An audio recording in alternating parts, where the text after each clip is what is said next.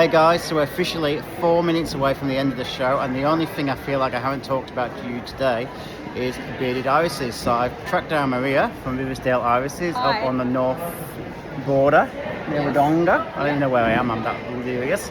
But Maria and Tim have been growing irises for many years. We've been buying off them many years. You may remember Mad Post when we had a day off the farm and we went and helped Deadhead, because that's what you do in a flower farm. You just go and visit another flower farm and work. But anyway, tell us about bearded irises. Bearded irises are very drought tolerant, very resilient and very easy to grow, and they complement dahlias as well. So if you love dahlias, you love bearded iris. You love bearded iris because they flower when the dahlias don't. And I think they've also, like dahlias, have made a big comeback in the recent years. They have. They're very nostalgic, just like dahlias.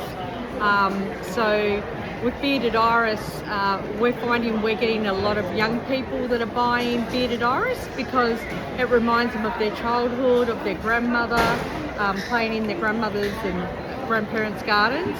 So it's lovely to see so many young people, getting involved in growing plants again.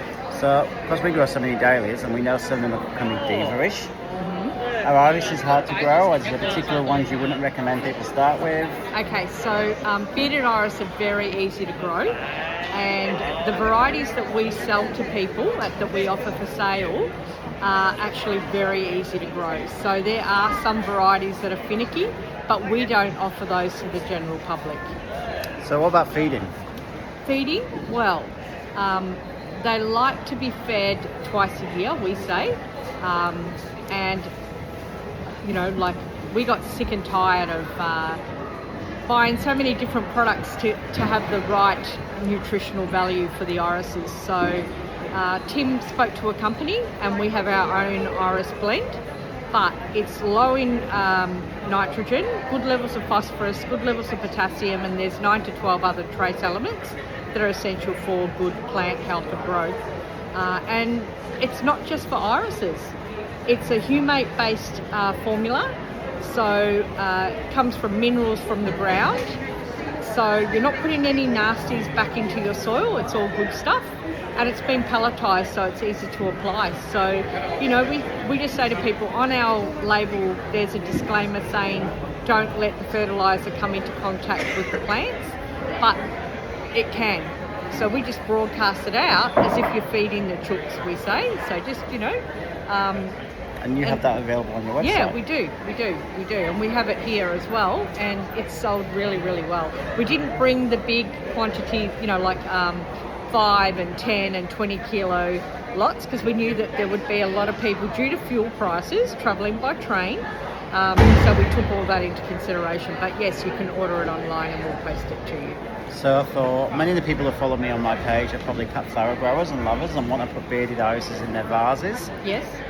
Do they make a good cut flower? They haven't got the best rap for being a cut flower. Yeah, I know, because the older ones, the older bearded iris didn't have that many buds on the stem.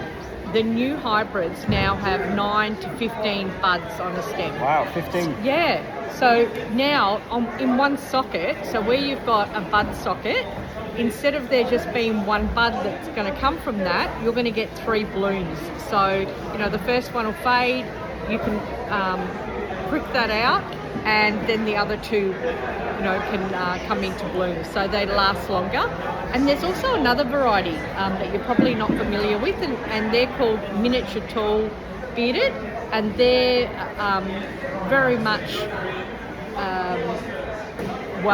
very popular in vases because they have a thin stem. They still have the structure, like the branching, and they look great in a vase. Cool. So final tips for anyone who wants to start growing bearded irises, where can they get some? Riversdale Irises, www.riversdaleirises.com.au. And we'll put that in the links below and hashtag for everyone, so now's the right time to buy them? Absolutely, and now's a great time to plant, and they'll flower for you this spring. Cool, thanks Maria. Thank you.